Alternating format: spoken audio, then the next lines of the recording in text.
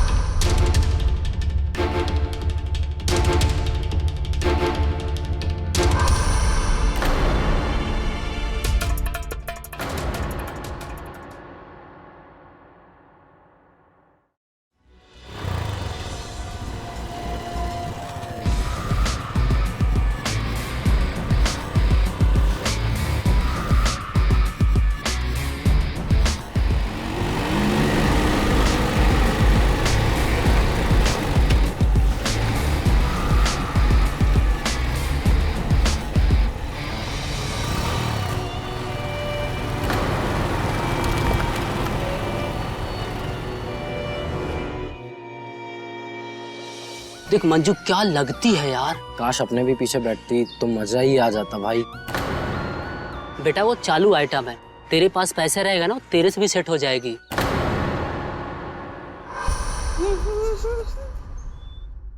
कौन से लड़के के साथ घूम रही थी बाइक पर? स्कूटी तो आपने मुझे लेके नहीं दी। तो कॉलेज पैदल जाती क्या? कॉलेज का फ्रेंड था, लिफ्ट दी तो बैठ गई। इसमें क्या बड़ी बात है? ऐसे चिपक के बैठने की क्या जरूरत थी? पिताश्री, बाइक में बेल्ट नहीं होती जो बांध लेती। सामने वाले इंसान को पकड़ कर बैठना पड़ता है। अरे बस कर, शर्म कर थोड़ी। और कितनी बार तुझसे कहा ऐसे छोटे छोटे बेकार कपड़े पहनकर बाहर ना निकला कर। अरे अब हाथ हो गई, अब इतनी रोक टोक। माँ होती ना तो हमारी ये हालत ना होती। कम से कम ये जेल और ये हिटलर बाप, इससे तो छुटकारा मिलता।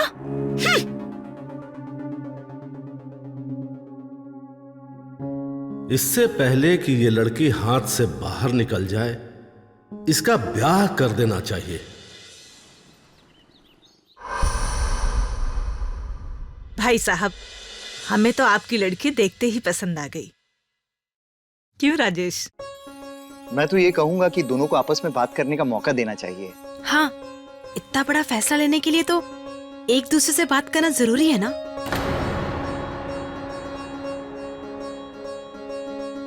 मैंने टेरेस पे ले जाऊं? हाँ हाँ। तो बताइए, मैं आपको कैसी लगी? जी बहुत अच्छी। सिर्फ अच्छी, सुंदर नहीं? नहीं, मेरा मतलब सुंदर भी। आपको कॉम्प्लीमेंट देने में इतना टाइम लगता है क्या? जी नहीं नहीं, मुझे लगता था कि आप तो ना पहले ही मुलाकात में लट्टू हो गए। क्या आप हाँ बोलने का इरादा है? हाँ, और आपका? देखो, लड़के तो तुम मुझे बहुत शरीफ लगे हो, हाँ? पर क्या मुझे हैंडल कर पाओगे? बिल्कुल। कोई शक है क्या? एक बात बता दूं, मुझे घूमना फिरना बहुत पसंद है और खर्च तो मैं खुला करती हूँ। आउटिंग करती हूँ, शॉपिंग करती हूँ। और हाँ, छोटी छोटी बात पे मुझे रोक टोक बिल्कुल पसंद नहीं है। हाँ? देखिए, अब आपकी खुशी में मेरी खुशी है, तो फिर भला मैं रोक टोक क्यों करूँगा? आपस में बातें हो गई दोनों की? अरे अभी कहाँ, आप लोगों ने इतनी जल्दी बुला लिया। अभी तो मैंने सिर्फ अपने बारे में बताया, इनके बारे में पूछना तो बाकी है। अभी इसमें बचपना है। इसकी माँ छोटे उम्र में ही चली गई थी ना, इसीलिए। और राजेश कहा करता था कि कोई बात नहीं, अब मैं इसकी माँ हूँ, बड़े नाजों से रखूंगी इसे। जी जी जी। अच्छा भाई साहब, अब हम चलते हैं, बाकी बातें फोन पर कर लेंगे। जी जी जी। नमस्ते भाई साहब। नमस्ते नमस्ते। चलो। माँ, आपने मंजू के पिता से सारी बात कर ली थी ना? क्योंकि मुझे बिल्कुल भी मौका नहीं मिला उसे कुछ बताने का। अरे बेटा, ऐसी बातें छुपाए नहीं छुपती हैं। वैसे मैंने उनसे सारी बातें कर ली हैं। वो खुशी खुशी राजी भी हो गए हैं। अच्छा ये बता, तुझे लड़की कैसी लगी? बहुत अच्छी लगी।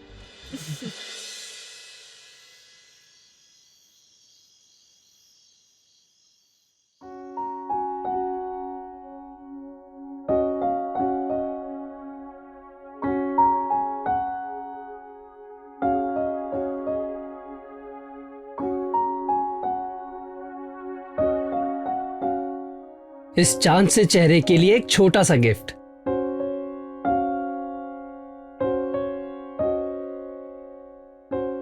ये क्या, इतना छोटा सा हार? मुझे लगा तुम्हें अच्छा लगेगा, पर कोई बात नहीं, मैं इसे एक्सचेंज करवा के बड़ा ला दूंगा। नहीं नहीं, तुम मत जाना। जब जाओगे तो मुझे साथ में लेके जाना, फिर पता नहीं क्या कुछ उठा के लेके आओगे।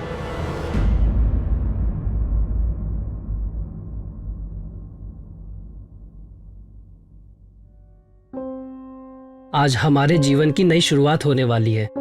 मैं बहुत खुश हूं और मैं वादा करता हूं मैं तुमको भी हर पल खुश रखूंगा।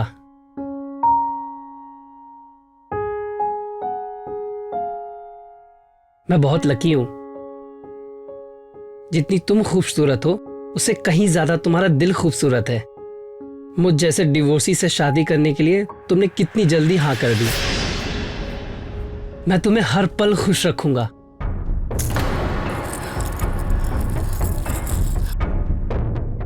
इसका मतलब तुम्हारी शादी हो चुकी है?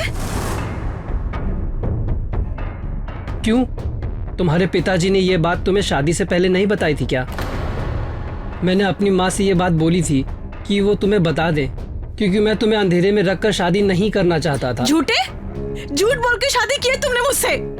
मुझे अंधेरे में रखा है। मुंह पे ताला लग गया था? हाँ, जब घर पे आए थे तब क्यों नहीं बताया सब कुछ जो आप बता रहे हो? तुमने मुझसे झूठ बोला और अब मेरे पिताजी को कसूरवार ठहरा रहे हो। नहीं मंजू, मैं झूठ नहीं बोल रहा।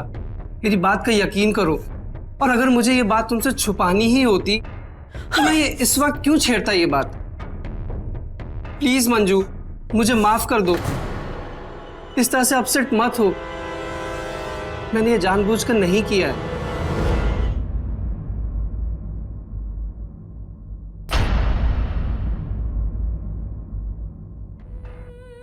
प्लीज इसे पढ़ो मंजू। ये मेरी पहली पत्नी चित्रा का लेटर है।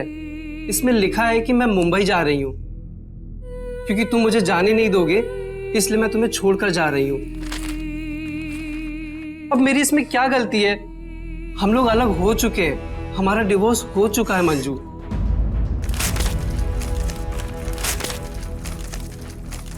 भाड़ में गए तुम्हारे पेपर। तुमने मुझसे झूठ बोल के शादी की। मंजू, मंजू कहाँ जा रही हो?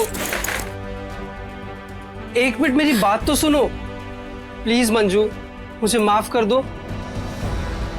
मुझसे बहुत बड़ी गलती हो गई है। मुझे तुम्हें ये सब बात डायरेक्टली बता देना चाहिए था। प्लीज हाथ मत लगाओ मुझे। भाग नहीं रही हूं कहीं पे। अपने बाप को फोन करके ये पूछ रही हूं कि पैदा होते ही गला क्यों नहीं घोट दिया मेरा, इस गड्ढे में क्यों धकेल दिया। तुम्हारे इस सड़े से घर में नेटवर्क नहीं आता, इसलिए फोन करने आई हूं बाहर। बड़े आए।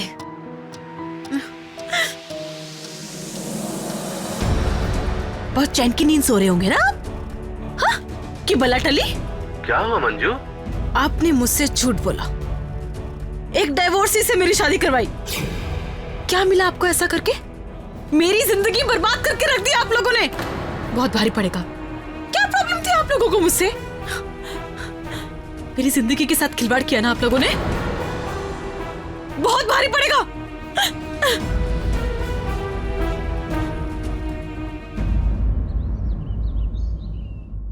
बेटा, हमारे घर की एक प्रथा है कि नई नवेली दुल्हन कुछ मीठा बनाकर अपने परिवार वालों को खिलाती है, ताकि आने वाली जिंदगी में मिठास बनी रहे।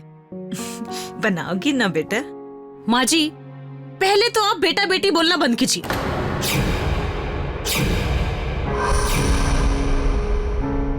आप लोगों ने बेटी जैसा व्यवहार तो मेरे साथ किया नहीं।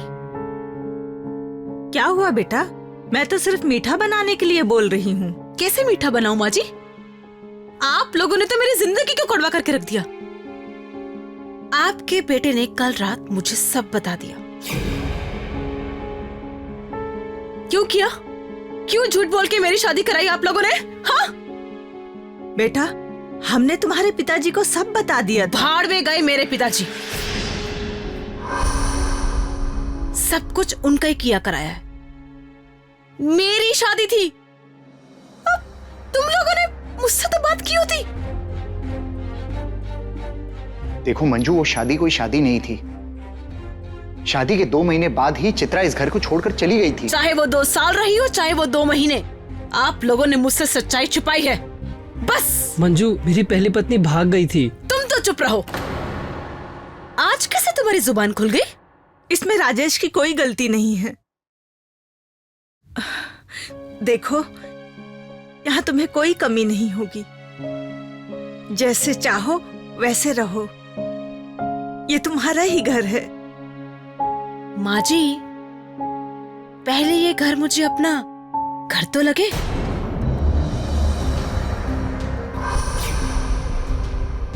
घर।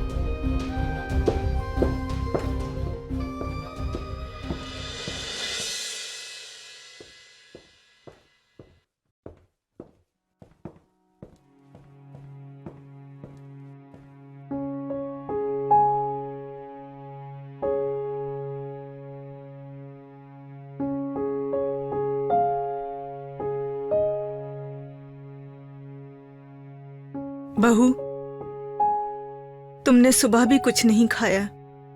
अब दोपहर होने को है। चलो थोड़ा सा कुछ खा लो।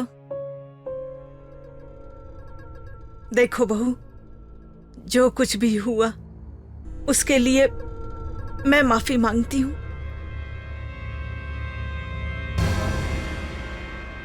आप लोग मुझे क्यों तंग कर रहे हैं? मुझे आप लोगों से कोई बात नहीं करनी। प्लीज आप जाइए। देखो मंजू, थोड़ा ठंडे दिमाग से सोचो। इस बात को मिटाया तो नहीं जा सकता ना, लेकिन हाँ, माफ तो किया जा सकता है ना। आप लोगों के लिए छोटी बात होगी, पर मेरे लिए नहीं।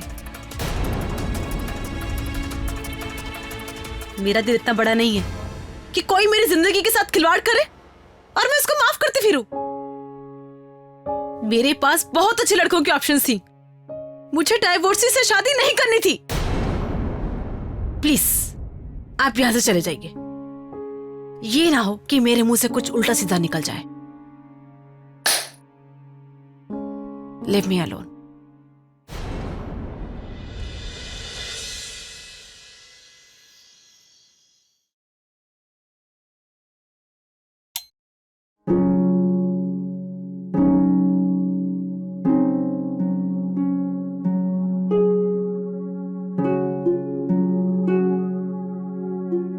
मंजू, तुम अंधेरे में क्यों बैठी थी?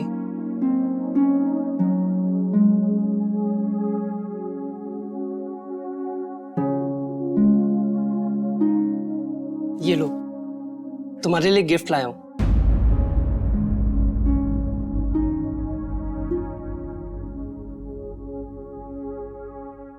अब ले भी लो। बात नहीं करनी ठीक है, पर गिफ्ट तो ले लो।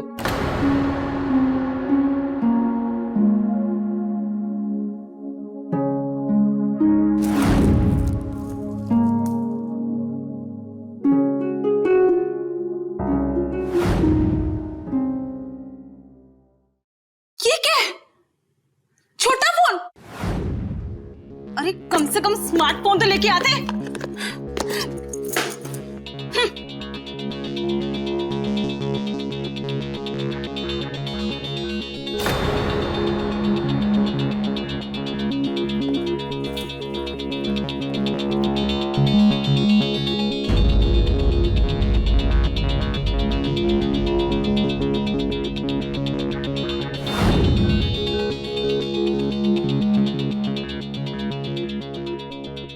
तुम्हें इतनी भी अकल नहीं है कि किसको कब क्या देना है, क्या उठा के लाए। लाओ। मैं नेक्स्ट टाइम तुम्हें स्मार्टफोन दूंगा। सॉरी, गलती हो गई। मैं तुम्हारी पहली शादी को भूली नहीं हूं अभी, पर हाँ, एक मौका दे सकती हूँ तुम्हें, पर मेरी एक शर्त है। मुझे तुम्हारी सारी शर्त मंजूर है। अरे पहले सुन तो लो। बाद में पछताओगे। ठीक है, बोलो तुम्हारी क्या शर्त है? मुझे गुस्सा बहुत आता है, और अगर मैं ऐसे नाराज हो जाऊं तो मुझे ऐसे अच्छे अच्छे गिफ्ट देके मनाना, ऐसे छोटे गिफ्ट नहीं चलेंगे। बस इतनी सी बात। अगर ये बात मुझे पहले पता होती तो हमारी रात कभी बर्बाद ना होती।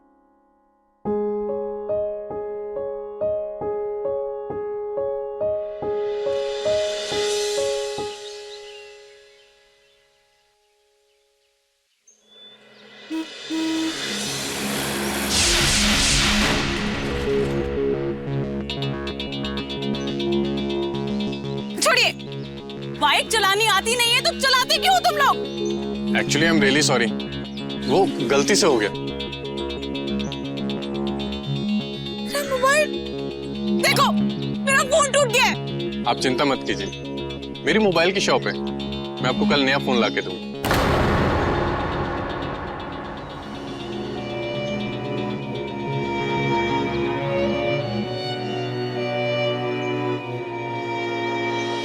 आपकी मोबाइल की शॉप है? हाँ, तो स्मार्टफोन भी होते होंगे, है ना? आप हमें क्यों देंगे? हम आपके कौन लगते हैं? अरे आपने हमें पहचाना नहीं, हम आपके पड़ोसी हैं। और वैसे भी फोन हमसे टूटा है, हम ही देंगे, आपको फिक्र करने की कोई जरूरत नहीं। हम चलते हैं।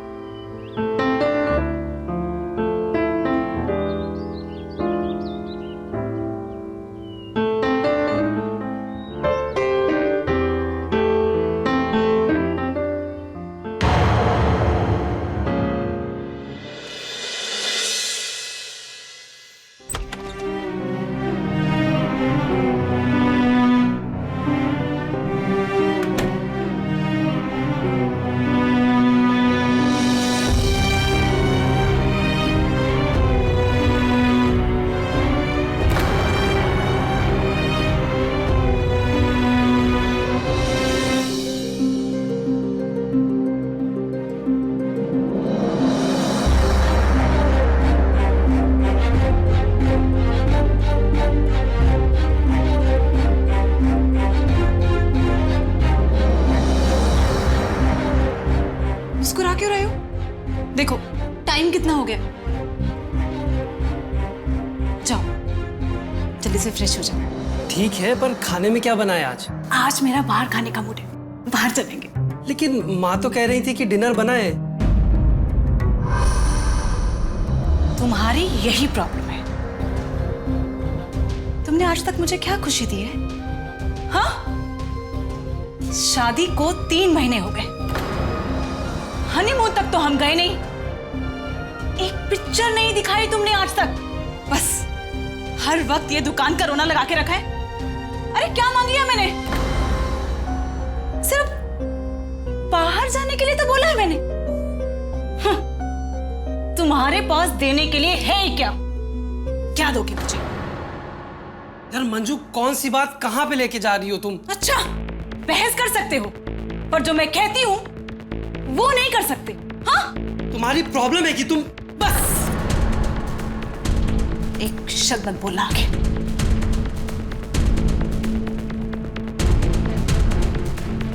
देखो मंजू, इसमें गुस्सा करने वाली कौन सी बात है? हाथ मत लगाना मुझे।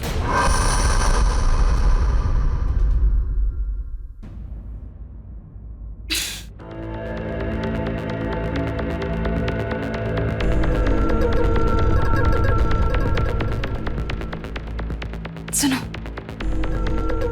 मैंने कितनी बार बोला है मुझसे सवाल जवाब मत किया करो, मुझे गुस्सा आ जाता है। और देखो, तुम्हारी गलती की वजह से ये सब कुछ क्या हुआ आज? सब तुम्हारी वजह से हुआ है। सुनो ना,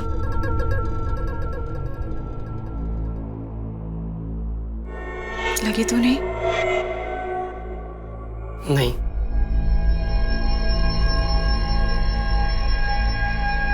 चलिए। चलो। अरे बेटा आओ, खाना लगा हुए हैं। माँ, आज बाहर खाने का दिल है। बेटा खाना बन गया है, बर्बाद हो जाएगा। आज खा लो, कल बाहर खा लेना।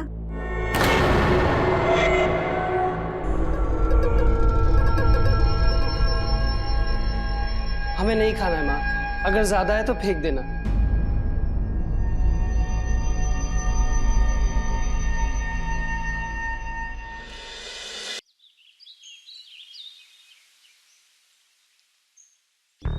कहाँ लगा दी इतनी देर? अरे घर में 100 बहाने सोचने पड़ते हैं, चुप चुप के आई हूँ। तुम्हारा क्या, किक मारी, बाइक स्टार्ट करके आ गए। चलो छोड़ो, आओ जल्दी बैठो। पर कहाँ चलेंगे आज? तुम्हारे सलमान की मूवी देखनी। वाह, सलमान खान। फिर तुमने मुझे पहले क्यों नहीं बताया? घर पे क्या बोलूंगी, क्योंकि मूवी में तो इतना टाइम लगेगा। अब सोच लो कोई बहाना, वैसे भी तो तुम एक्सपर्ट हो उसमें। तुम्हें पता है, तुम्हारी शादी मुझसे होनी चाहिए थी। अभी भी कुछ नहीं बिगड़ा, डाइवोर्स दे दो उसे। अरे नहीं नहीं नहीं नहीं, कम से कम मेरा पति है, 4 पैसे तो कमाता है। और तुम तो सिर्फ अपने बाप के पैसों पे ऐश करते हो। पर यार मेरा बाप बड़ा कंजूस है, इतना पैसा होने के बावजूद भी मुझे तड़पाता रहता है। मैं तो बुड्ढे के मरने का इंतजार कर रहा हूँ। एक बार वो मर गया ना तो सारा पैसा मेरा। और तुम अपने बोरिंग पति को डाइवोर्स दे देना, तब तक ऐसे ही चलने देते हैं। तो चलो बैठो। हाँ,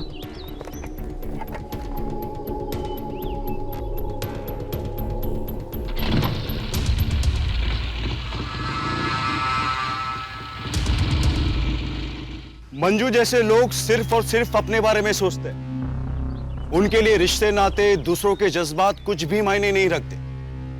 उसने राजेश से शादी भी यही सोचकर की थी कि जो आजादी उसे अपने पिता के पास नहीं मिली, वो जिंदगी वो अपने पति के घर जिएगी। और ऐसी मनचाही जिंदगी वो जी भी रही थी। अपनी बात मनवाने के लिए गुस्सा, इमोशनल ब्लैकमेलिंग और जिद, इन तीनों हथकंडों को बखूबी इस्तेमाल कर रही थी। और साथ ही उसने अपने ही पड़ोस में रहने वाले एक लड़के कौशल के साथ अनैतिक संबंध बनाना भी शुरू कर दिया, ये सोचे समझे बगैर कि ये रास्ता उसे कहां ले जाएगा। आखिर क्या अंजाम होगा मंजू की इन हरकतों का, और क्या उसके पति को कभी भी मंजू का ये दोहरा रूप पता चलेगा? आइए देखते हैं आखिर ये कहानी अब कौन सा नया मोड़ लेने वाली थी।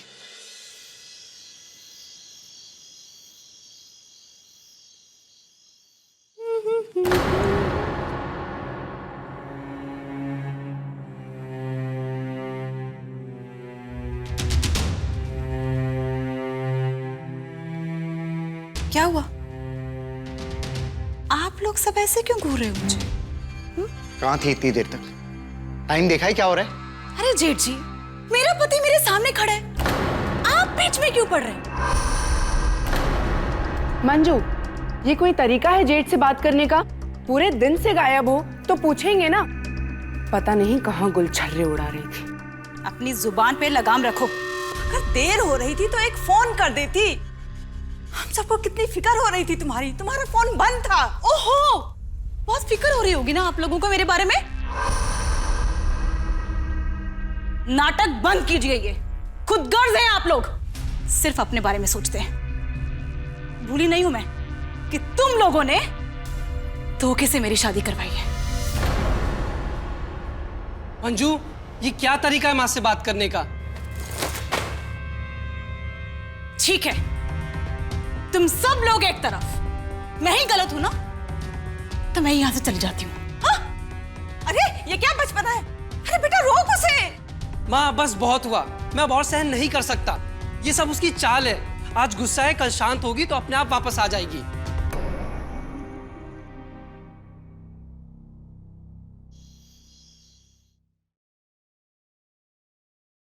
देखो ना कौशल, सबके सब एक तरफ हो गए। अरे राजेश की इतनी हिम्मत कि मुझे मनाने भी नहीं आया। इसको तो मैं अच्छा सबक सिखा के रखूंगी।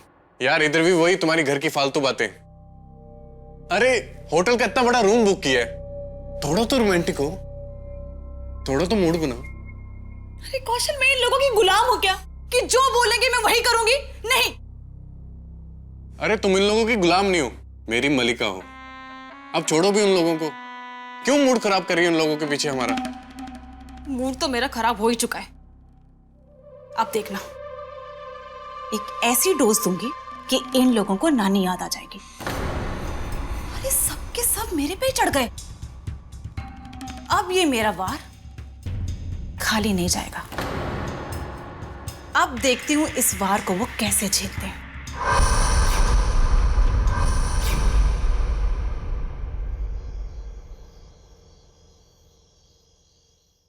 पूरी रात गुजर गई है, मंजू अब तक नहीं आई है। उसे फोन तो लगा।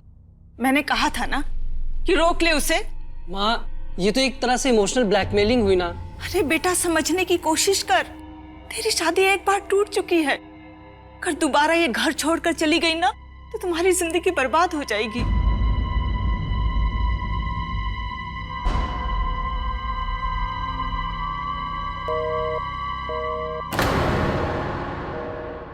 फोन बंद है उसका। मैं ससुर जी को कॉल करता हूं। हेलो ससुर जी, मैं राजेश बोल रहा हूं। मंजू का फोन नहीं लग रहा है, उसे फोन दीजिए ना। मंजू, वो यहाँ कब आई बेटा? क्या हुआ? माँ, मंजू अपने घर पर भी नहीं पहुंची है। पता नहीं वो किस हाल में होगी इस टाइम। कुछ कर तो नहीं लिया उसने?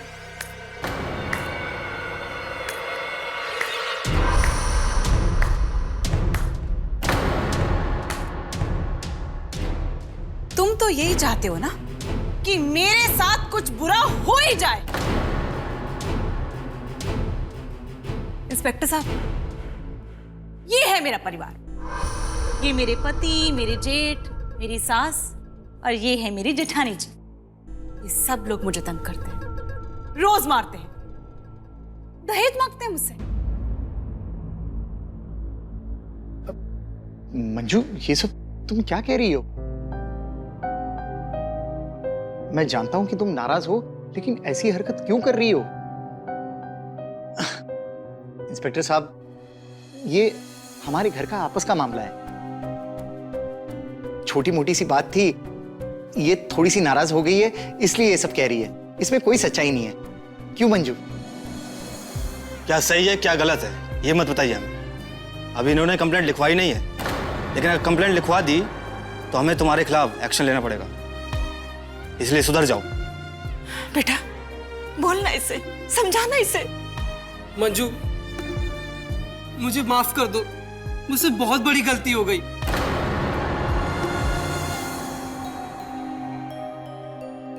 इंस्पेक्टर साहब, जाने दीजिए। मुझे नहीं लगता कि ये अब आगे से मुझे परेशान करेंगे।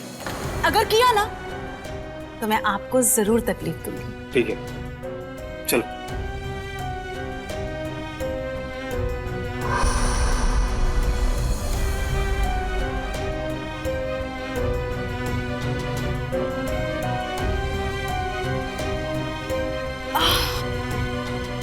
बहुत थकावट हो रही है। सासू माँ, जरा एक कप चाय बना देंगी?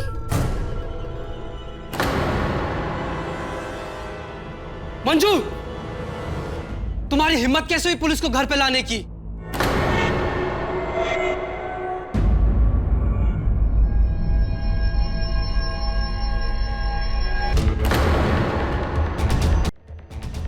ऊंची आवाज में बात करने की तुम्हारी हिम्मत कैसे हुई?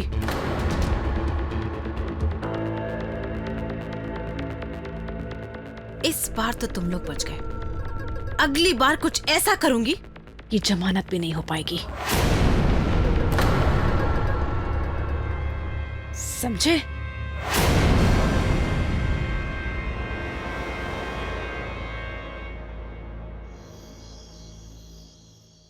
ये मंजू आज भी घर नहीं आई, फोन भी नहीं उठा रही है।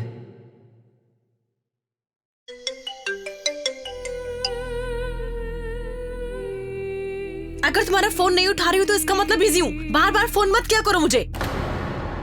और हाँ, आज रात मैं घर नहीं आऊंगी, विद्या के यहाँ। हाँ, मैं घर नहीं आऊंगी। अब रखो फोन।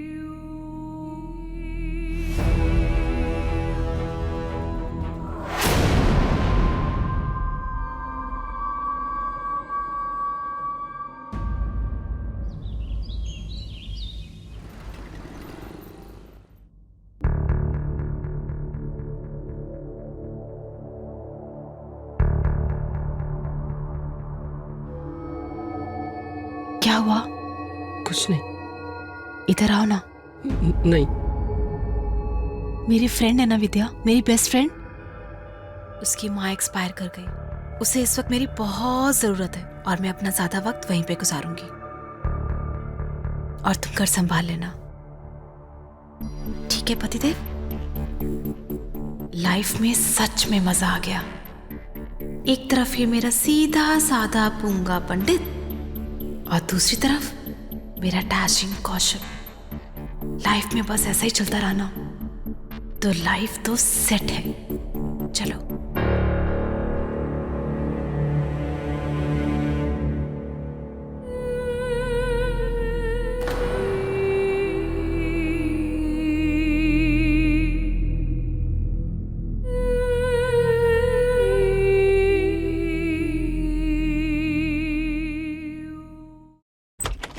राजेश,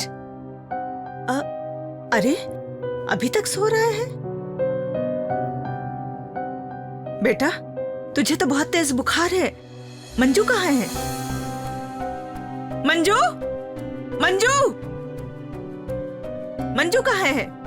मंजू को तो मैंने सुबह सुबह जाते हुए देखा। हद होती है, पति यहाँ बीमार पड़ा है और महारानी सैर सपाटे के लिए निकल गई। कहाँ है फोन?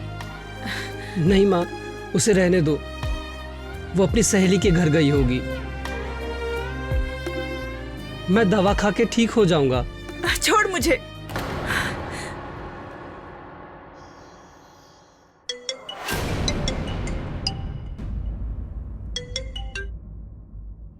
हेलो बहू, राजेश को यहाँ इतना बुखार है और तुम बाहर घूमने चली गई? एक्सक्यूज मी माँ जी, मैं घूम नहीं रही, अपनी सहेली के पास आई हूँ और राजेश को ये बात मालूम है। अपने पति से ज्यादा बढ़कर तुम्हें तुम्हारी सहेली हो गई है। अरे मेरा पति होने से पहले आपका बेटा भी तो है। एक दिन संभाल लेंगी तो पहाड़ नहीं टूट जाएगा। देखो बहू, मेरे बेटे के साथ ऐसा क्यों कर रही हो? जो भी ज्यादती करनी है मेरे साथ कर लो, लेकिन तुम आ जाओ, आ जाओ मेरे बेटे के लिए।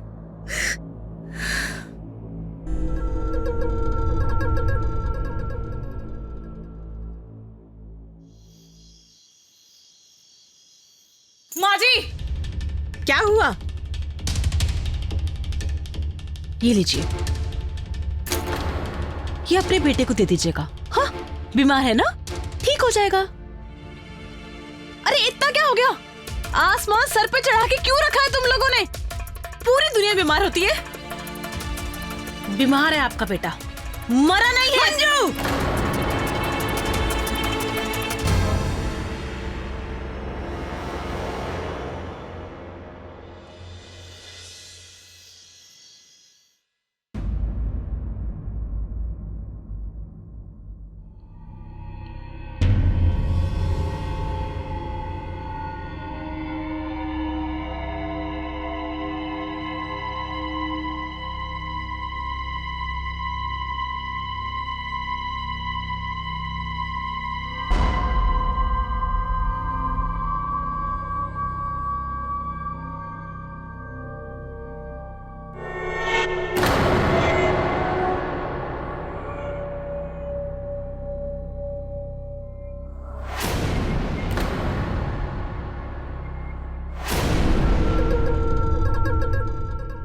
तुम्हारी माँ कह रही थी तुम बीमार हो, तुम तो नाटक कर रहे हो।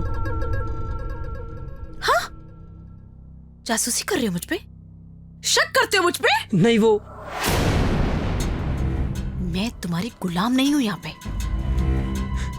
तुम तो यहाँ रहने के काबिल ही नहीं हो। चल निकल यहाँ से, निकल यहाँ से, चल निकल, उठ। तेरे को तो बाहर निकालूंगी आज मैं। मंजू, चल, मुझे माफ कर दो मंजू। चल निकल यहाँ से। मेरे पास आने की कोशिश मत करना। जा, जा उस कमरे में और जाके सो जा।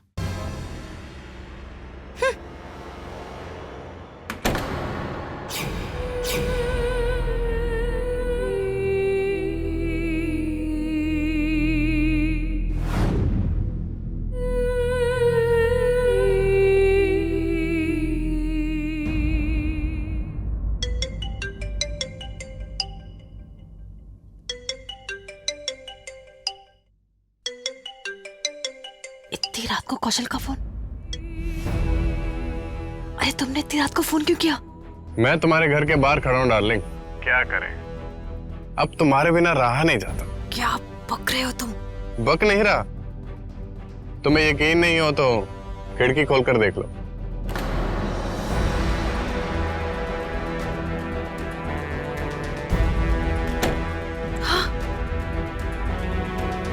पागल हो गए हो तुम? तो पागल बनाया किसने? तुम्हें पता अगर राजेश यहाँ पे होता तो क्या होता? राजेश यहाँ होता तो हम दूसरे रूम में चले जाते।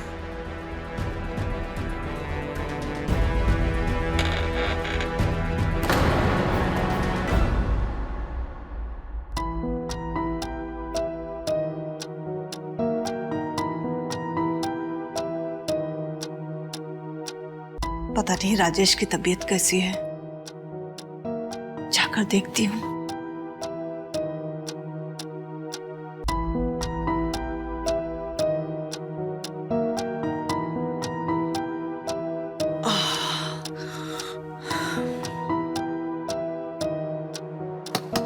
राजेश, राजेश बेटा। इस बूढ़ी को इस वक्त क्या चाहिए? पता नहीं ये इस वक्त यहाँ पे मरने के लिए क्यों आ गई? क्या करे? मंजू, मंजू, मंजू।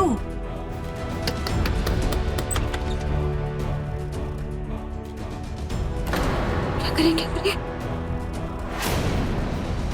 राजेश, क्या हुआ माँ? बेटा तू अपने कमरे में नहीं सो रहा है? हाँ, वो मंजू का सर दर्द हो रहा था, इसलिए मैं दूसरे कमरे में सोने चला गया। उसका सर दर्द हो रहा था अचानक? बेटा सच सच बता, कहीं उसने फिर से झगड़ा तो नहीं किया ना तेरे साथ? नहीं माँ, हर वक्त कोई कैसे झगड़ा कर सकता है।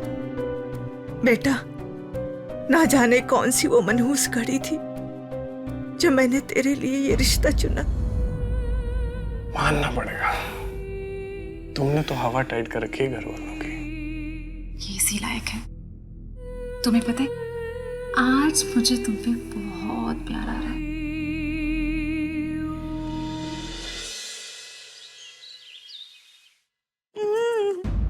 क्या बात है मंजू, कल तुम दोनों अलग अलग कमरे में क्यों सो रहे थे? माँ जी मेरे सर में दर्द हो रहा था और राजेश खराटे बहुत मारता है। देख मंजू, ये बाल मैंने धूप में सफेद नहीं किए हैं। अब भी वक्त है, सुधर जा, वरना मुझे ही कुछ करना पड़ेगा। अरे अपने परिवार को संभाल। मैं आपकी तरह इस चार दीवारी पे घुट घुट के मरना नहीं चाहती।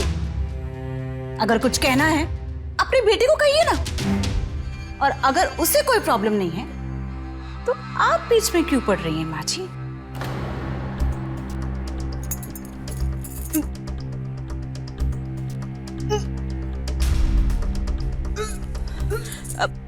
तुम्हारी तबीयत तो ठीक है?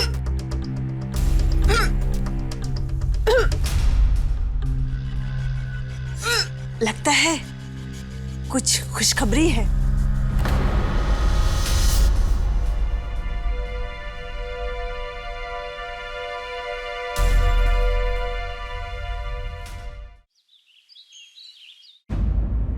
हाथ मत लगाना मुझे, ये सब तुम्हारी गलती है।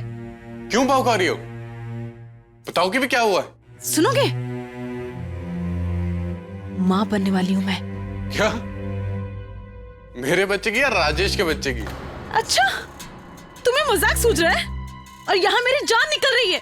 कान खोल के सुन लो, ये बच्चा मुझे नहीं चाहिए। अरे मैंने पूरी जिंदगी अपने बाप के रोक-टोक में निकाली, अब ये बोरिंग पति, और अब अपनी जिंदगी जीना चाहती हूँ अपने हिसाब से, तो ये बच्चा बिल्कुल नहीं। तो जो होना था वो तो हो गया, अब क्या कर सकते हैं? मैं गिरा दूंगी इस बच्चे को।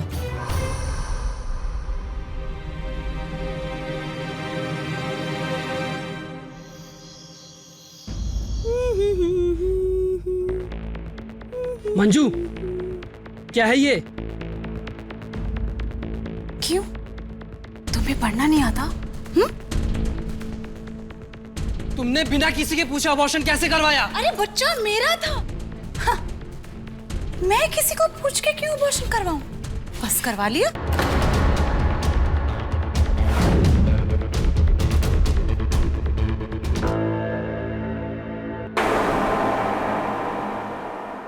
तुम्हारी इतनी हिम्मत?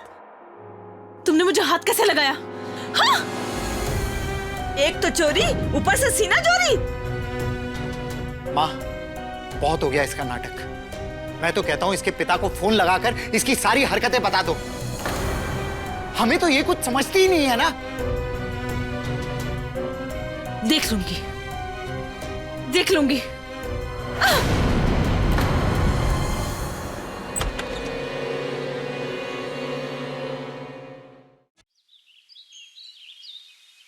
उस 2 कड़ी के आदमी की कैसे हिम्मत हुई कि वो मेरे पे हाथ उठाए? अरे मेरे पे जुबान चलाने लगा है वो। कौशल, अब बहुत हो गया। अब वक्त आ गया है कि हम दोनों साथ में रहें। सच? लेकिन कैसे? अभी ना ही तो मेरा बाप मरा, ना ही तेरा पति। तो क्या हम राजेश के मरने का इंतजार करेंगे? हाँ?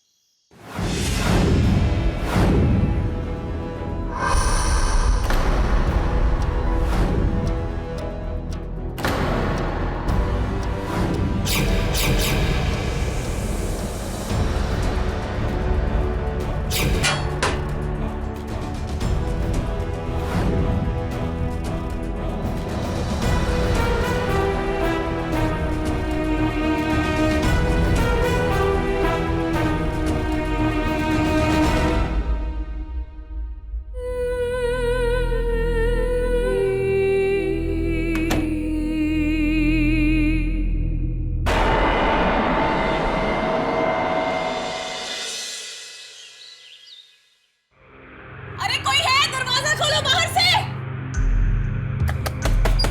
अरे अरे खोलो। ये बाहर से कड़ी किसने लगाई थी? हाँ? तुम यहाँ अंदर? फिर राजेश? राजेश कहाँ? क्या हुआ? राजेश? अरे हुआ क्या? राजेश? अरे क्या? राजेश? अरे हुआ क्या? अरे माजी! राजेश! राजेश! राजेश! राजेश!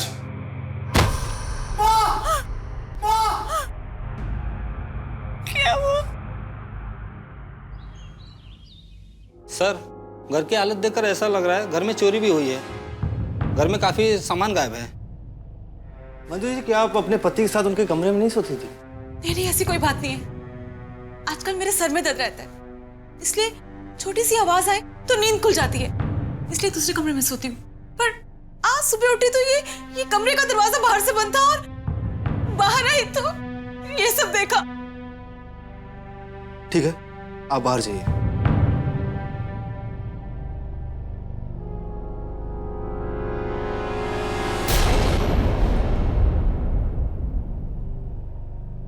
आपने कुछ देखा?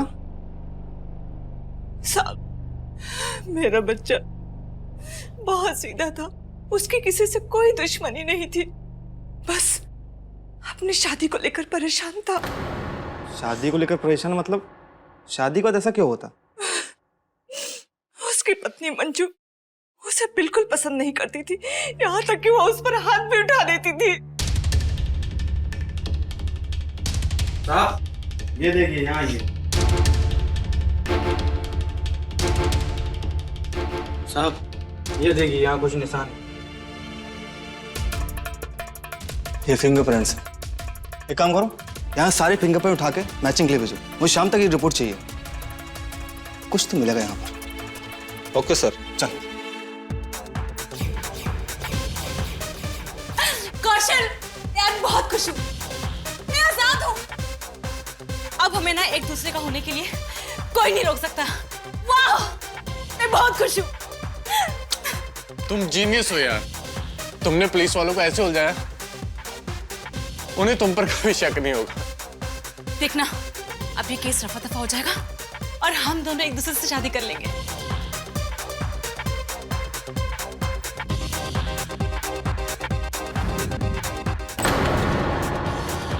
क्या हो रहा है सब?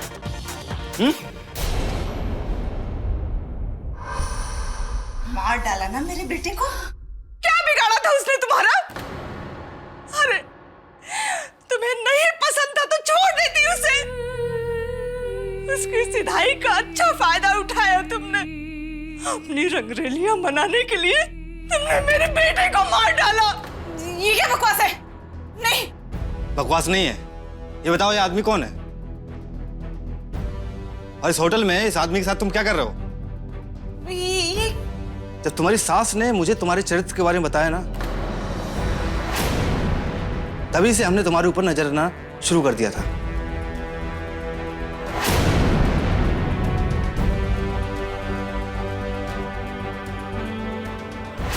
और इतना ही नहीं, हमने होटल के सारे पुराने रिकॉर्ड्स भी चेक किए। और जब लास्ट वीक तुम्हें यहाँ पे हमने होटल आते हुए देखा ना, तो हमने कौशल के सारे फिंगरप्रिंट इकट्ठे कर लिए।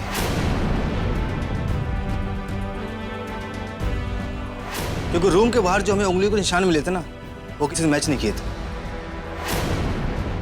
चलो अब हवालात में शादी करना तुम दोनों। ले चलो इन लोगों को। उड़ाओ। नहीं नहीं, अरे छोड़िए छोड़िए ना मुझे, अरे छोड़िए ना, छोड़ो। मंजू की हवस अपने निर्दोष पति राजेश की जान लेकर ही मानी।